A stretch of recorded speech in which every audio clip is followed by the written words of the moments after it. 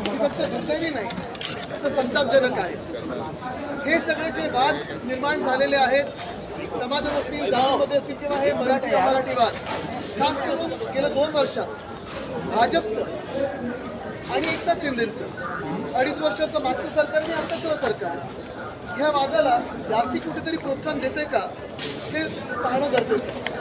आठवण करा, गेल्या 2-2.5 वर्षामध्ये असे अनेक वाद झाले जिथे हाऊसिंग सोसायटीमध्ये मराठी माणसाला परवानगी देत नव्हते. तुम्ही मांस खाता, मटण खाता, मच्छी खाता, तुम्हाला आमच्या हाऊसिंग सोसायटीमध्ये घर देणार नाही.